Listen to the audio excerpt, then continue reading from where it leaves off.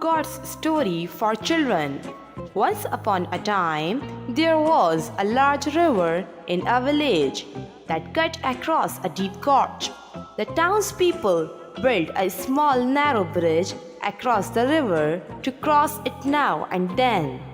The bridge, being narrow, could only accommodate one person crossing it at a time. One day, a god was crossing the bridge. At the other end of the bridge, he saw that there was another god coming from the opposite direction. Since the bridge could only accommodate one person at a time, it was impossible for both the gods to cross it simultaneously. The gods stood in their place and waited for the other to retreat, but neither of them was willing to back down to let the other pass. The first god then said, "I am the older god, so you should allow me to pass first."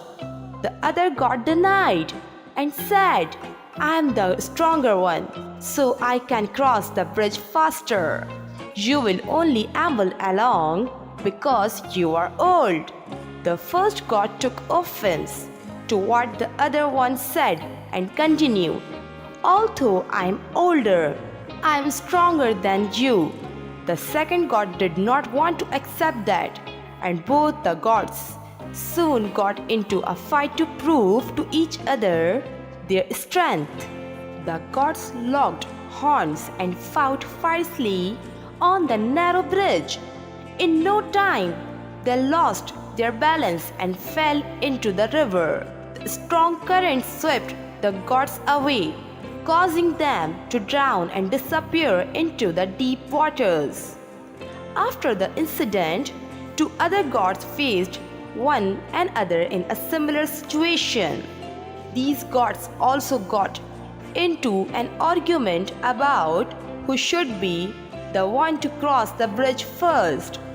Just when it looked like things would take a turn for the worse, one of the gods stopped the argument. He said, "Stop! This bridge is too narrow for us to settle our dispute with a fight. If we continue this, we will both fall into the river and die instead. I have a plan." The wise god went on to explain the plan. He said, "I will lie down on the bridge while you walk over me. That way, we can both make it to the other end." The other god understood the logic behind the idea and realized it was the sensible thing to do. He did exactly as the first god instructed, and both of them made it across safely. Moral of the story: there are many important moral lessons children can learn from the story. The first lesson is about conflict, wherein the two gods that tried to cross the bridge first were stubborn and unyielding. They failed to think about working together and long-term outcomes. Instead, they choose to resolve their conflict through a fight without considering the consequences. Because of their conflict, both the gods paid for their poor decision. The second lesson is about long-term thinking and wisdom. Although the second pair of gods were in the same situation, they stopped in the middle of their argument, thought about the long-term consequences of their actions, choose to set aside their ego, and work towards mutual benefit. How can children apply the moral lesson of the story in their real life?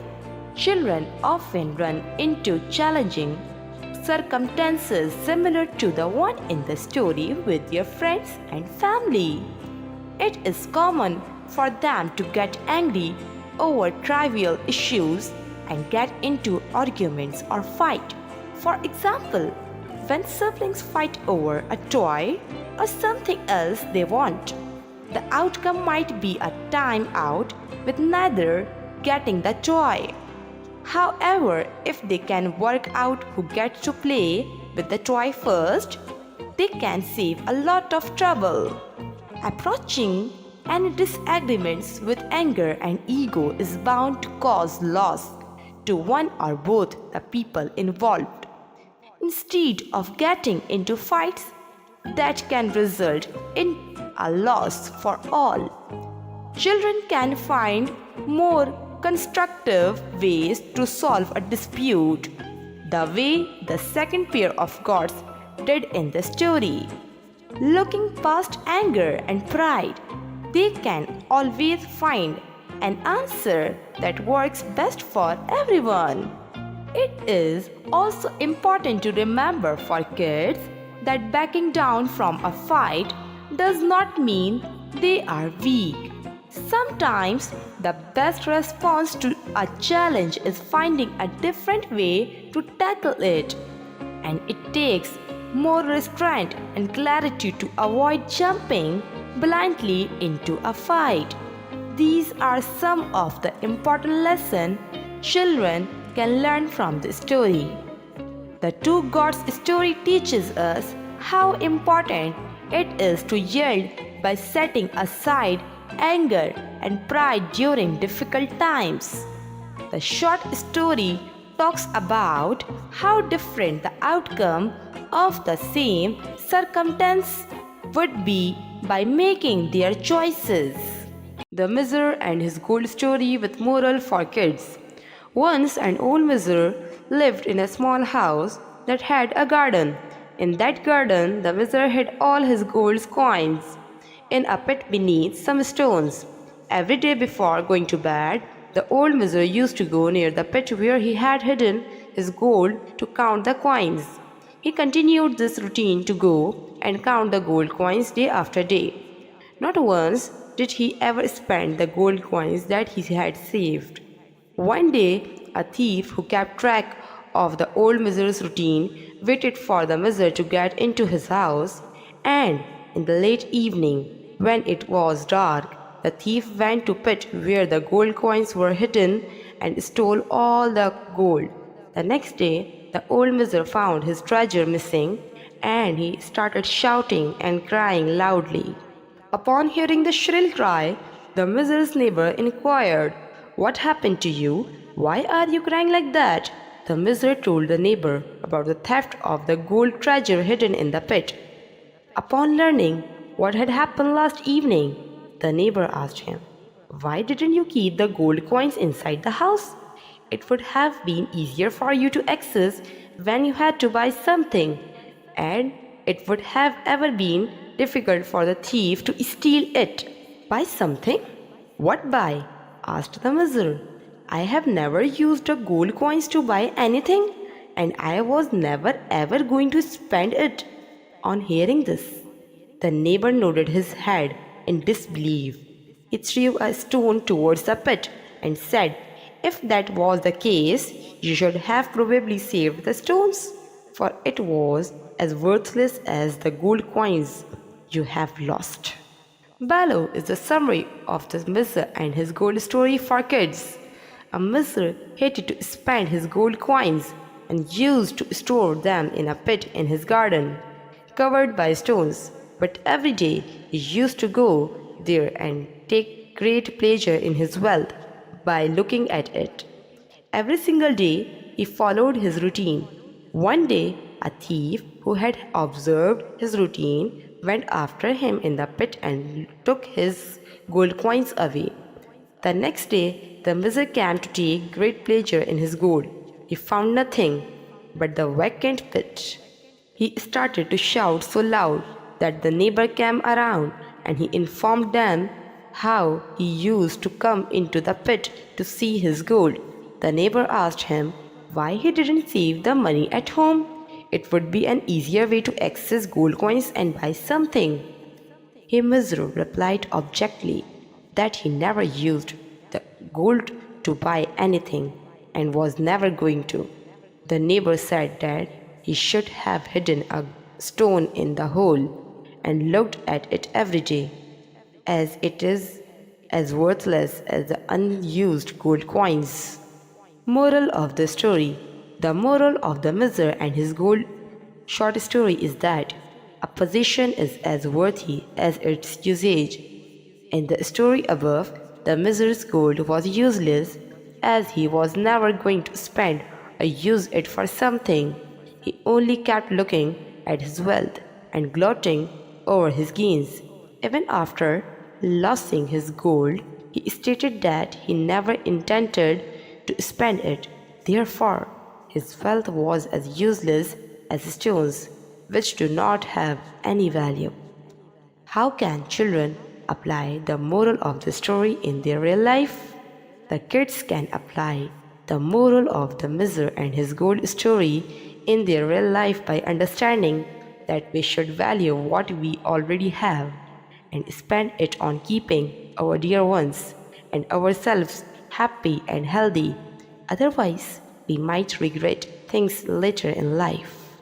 Reading stories help children develop their imagination.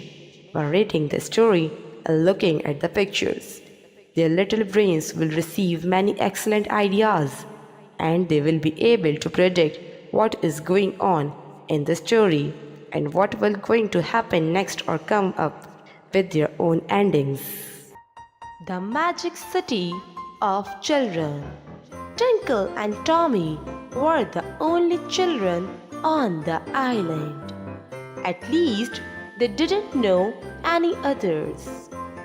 They were tired of playing all alone. They wanted something to happen. Suddenly, something did happen.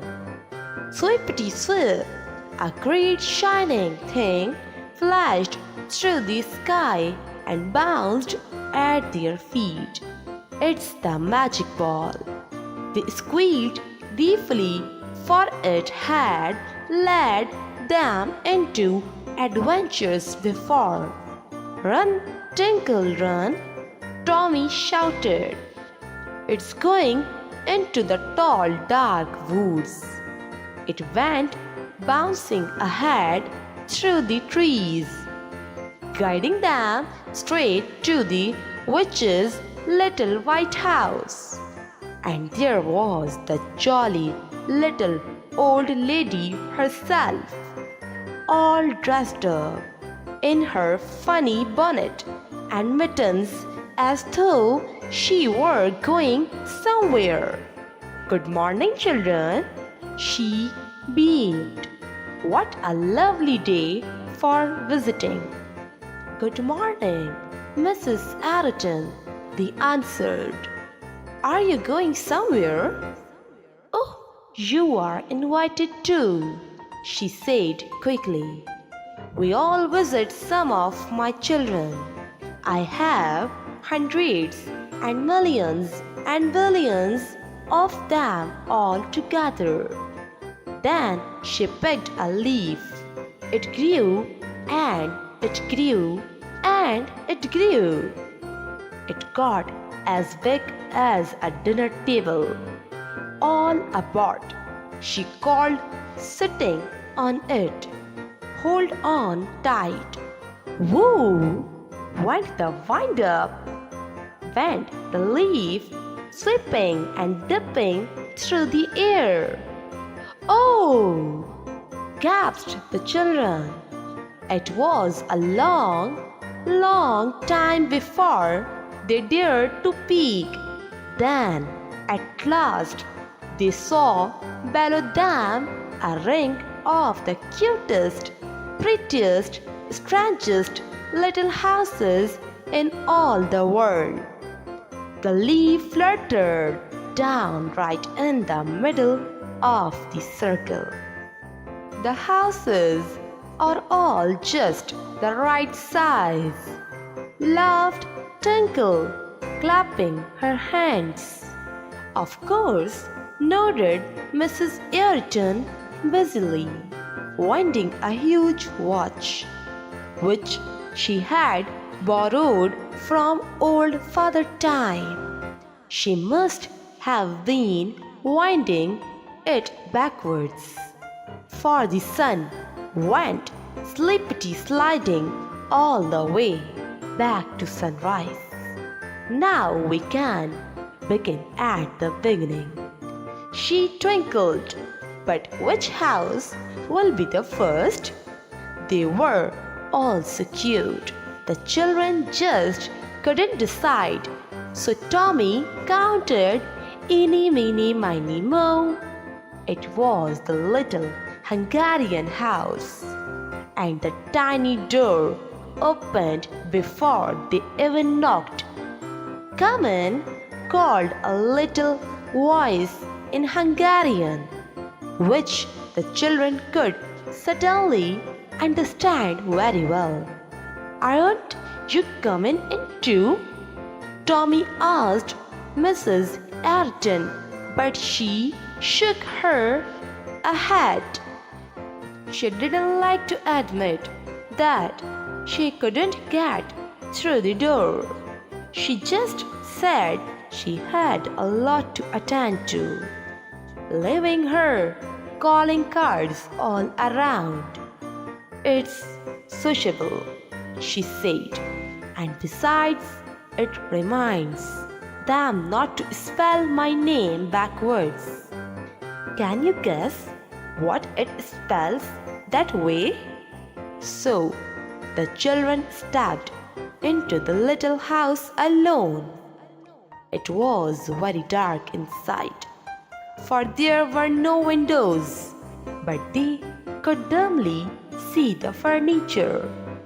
In the corner of the room was a funny mud stove, looking like a great white bear, with a shelf around it for people to sit on.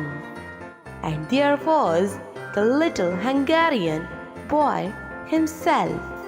"My, you are dressed up," said Tinkle admiringly. He looked as though he had on skirts, but they were really trousers. "Everybody here wears pretty clothes," said the little Hungarian boy. Then he showed them his farm, where everything was exactly the right size too. The cow was only as big as a calf. The mother pig was the size of a puppy. The piglets were no bigger than mice, and the geese looked like pigeons. Then, oh, what a good time they had! It was so much fun to milk the tiny cow, and the little Hungarian boy let them take turns. It was like a game finding the wee little goose eggs and feeding all the hungry little animals. But Tinkle and Tommy and the little Hungarian boy were the hungriest of all. They hurried back to the house and made the nicest omelets. My, how they disappeared! And goodness, what a lot of milk they drank! They would have stayed all day, but Mrs. Ayrton called them. So they thanked the little Hungarian boy and sadly told him goodbye. "It's your turn now, Tinkle," said Mrs. Ayrton. "Which house do you choose?" So Tinkle counted like Tommy. This time it was the little Hawaiian house. The funny little house was made of grass, with a thick pointed roof that sloped 4 ways. It was shaded by palms and had no windows at all. It must have been very dark inside. Before they could knock, a pretty little Hawaiian girl appeared in the doorway. "Welcome," she said in Hawaiian, which they could suddenly understand very well. She was holding wreaths of flowers, which she had made herself. There was a little wreath to hang around Tinkle's neck, and another little one for Tommy, and a great big one for Mrs. Irriton. The little Hawaiian girl must have known they were coming. "Let's all go swimming," she cried suddenly, dancing and clapping her hands at the thought. "Where's the water?" asked Tommy eagerly. "But we haven't any bathing suits," mourned Tinkle. "I will get some," promised the little Hawaiian girl, dashing back into the house. Then she brought a little bathing suit for Tinkle, and another little one for Tommy, and a great big one for Mrs. Irriton. Behind the house, by the pineapple garden, was a little path that ran straight to the sea. Then there was one little splash, and another, and another, and a great big splash. All the little fishes came to join in the fun. And what a noisy, splashy, spluttery merry time everybody had. The little Hawaiian girl was as graceful as a fish and very brave. She could stand on a board without holding on and go skimming over the waves to the beach. "Let me try," Tommy cried. "Show me how," begged Tinkle. Oh, they would have liked to stay there all day long. At last, Mrs. Irriton got out of the water, and so did the little Hawaiian girl. But Tinkle and Tommy kept right on swimming. "There won't be any time left," warned Mrs. Irriton. Then Tinkle and Tommy dressed, thanked the little Hawaiian girl, and very sadly told her goodbye. "Now, where do you think you'll like to have lunch?" Mrs. Irriton asked the children. It was Tommy's turn again, and this time he counted out on the little Mexican house. It was made of adobe mud and set in a bright flower garden under a cottonwood tree. Behind it were tiny gold and purple mountains. The air was dry and hot and smelling of flowers. Before the children could knock, the little door opened, and there stood the smiley little Mexican girl.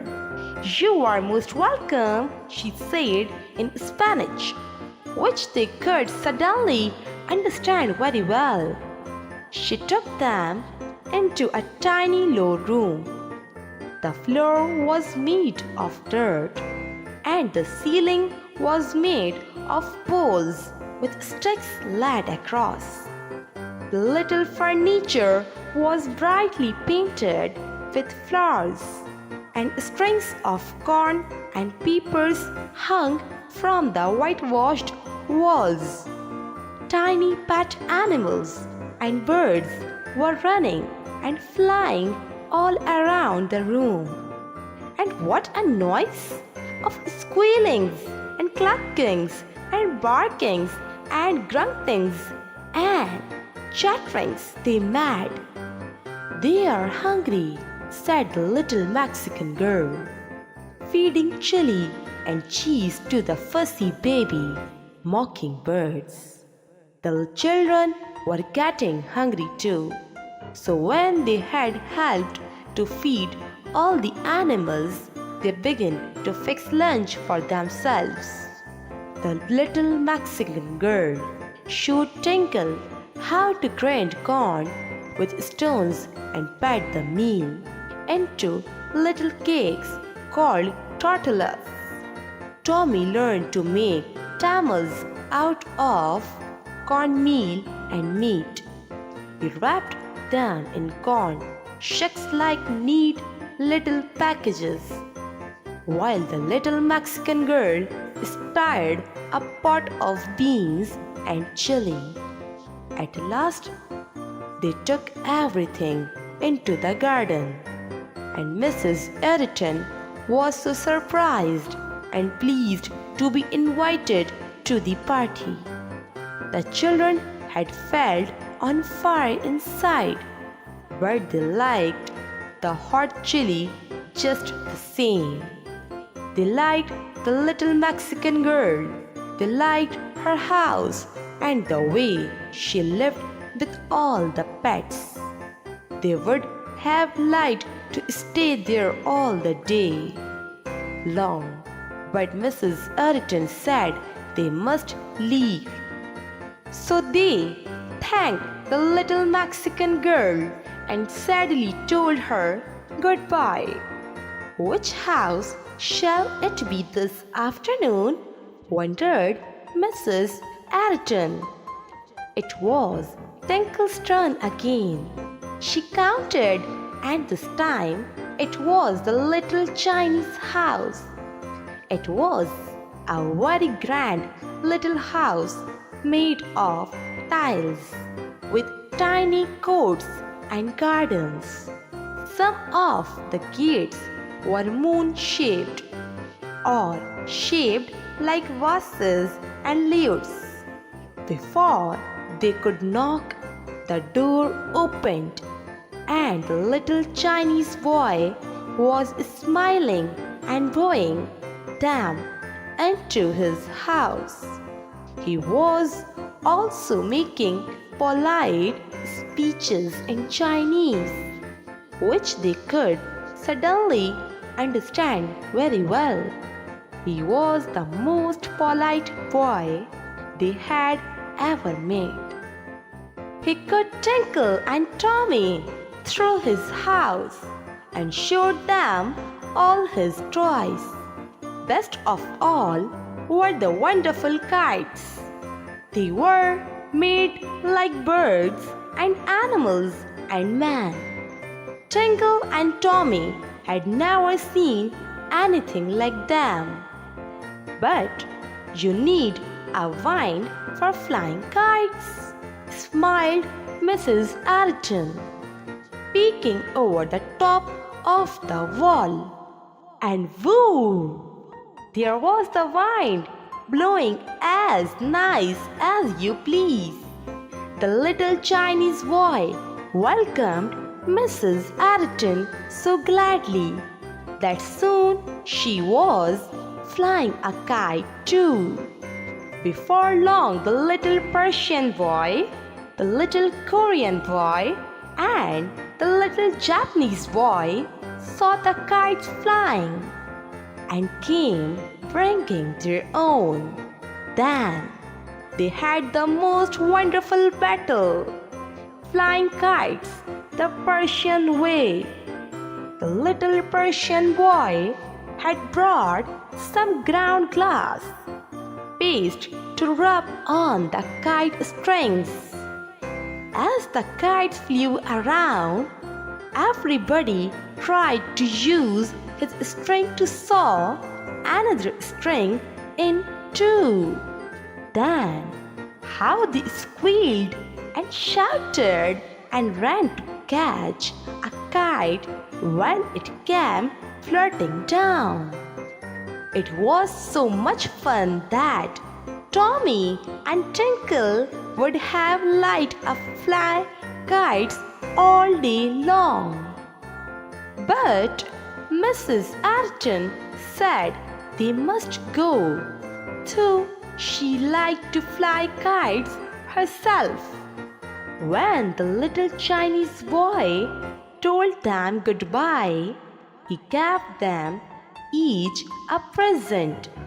Tommy's was a beautiful kite painted like a fish, and Tinkle's was lovely too, but hers was like a bird.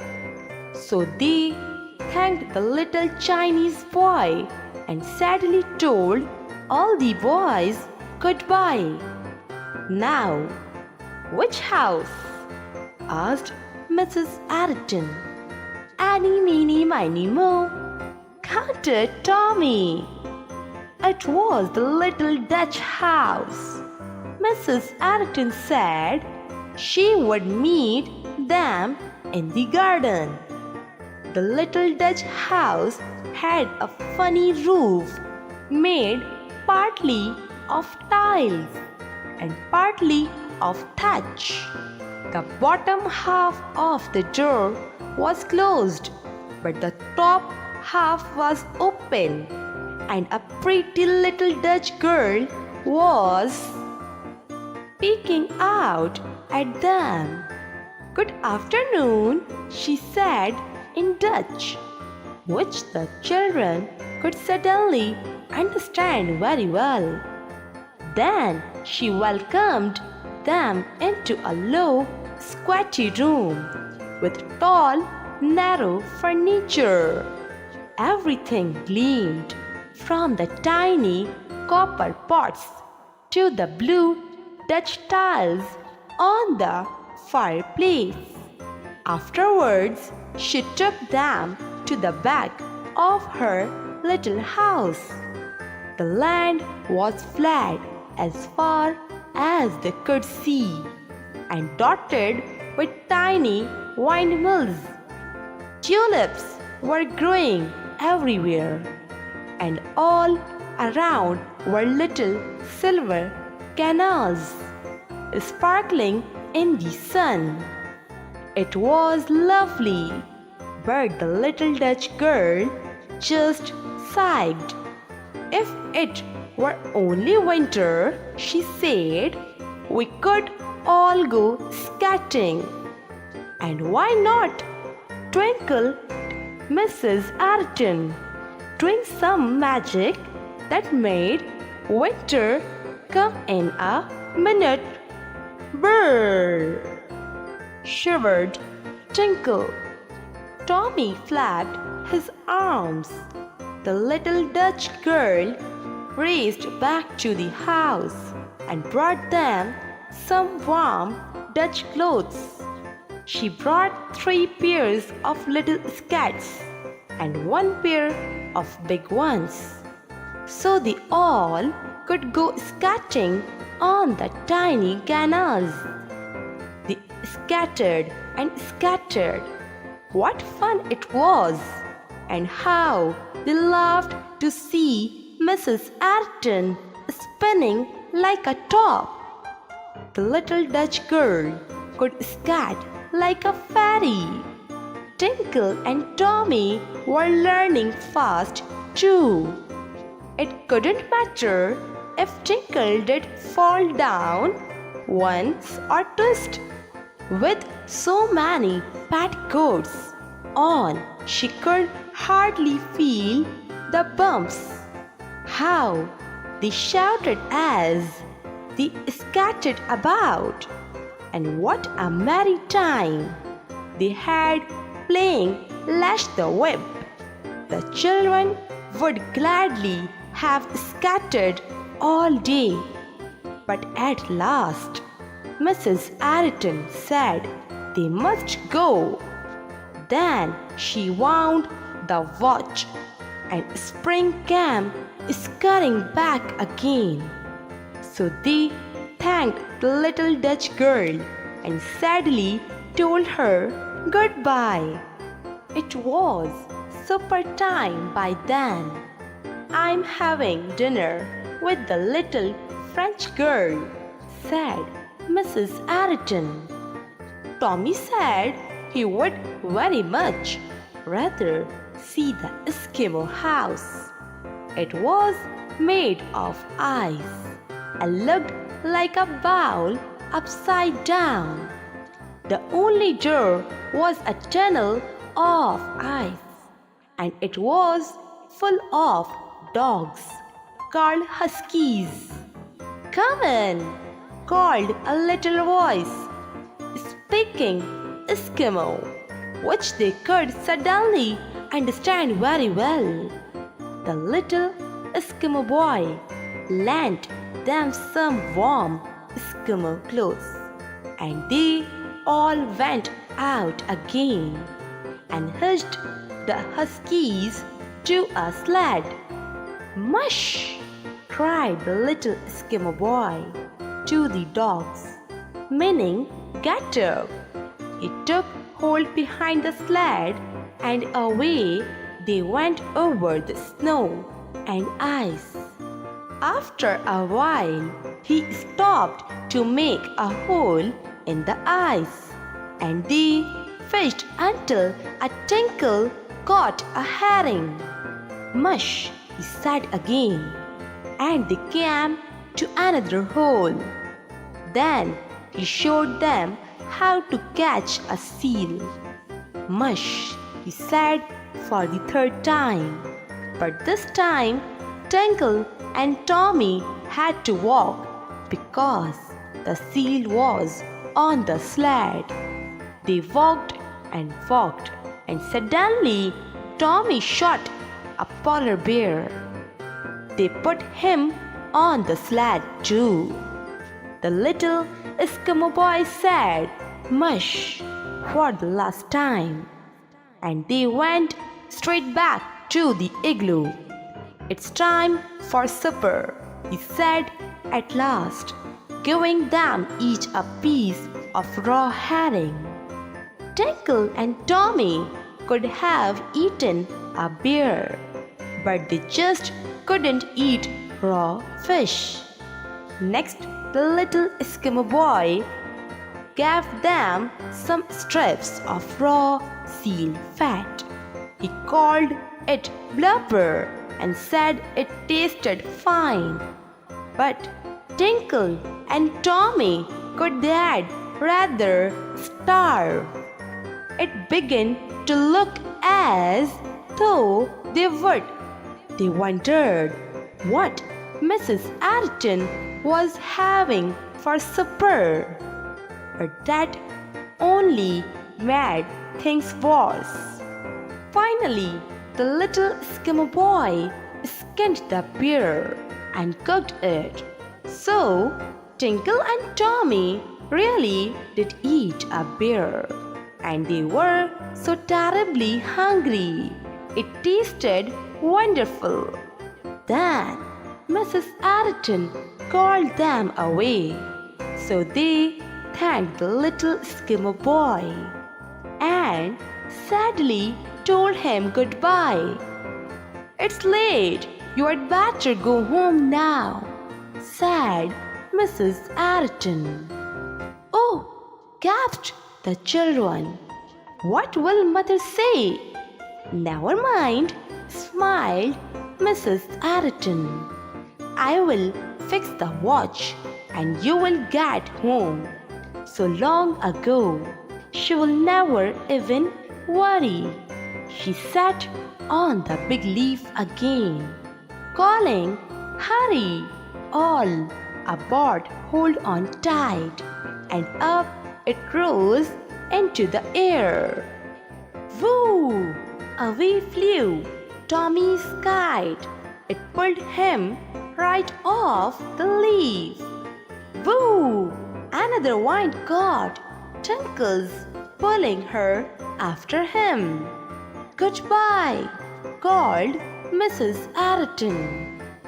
"Goodbye," they shouted back, not feeling at all afraid. Every minute it grew earlier. The sun backed up the sky. they were home again by supper time. I am afraid we're not hungry, Tommy explained. Tinkle and I just ate a beer. Why, Tommy? His mother said. Are not you ashamed? You know you never ate a beer. But Tinkle and Tommy giggled because they knew they had. The end.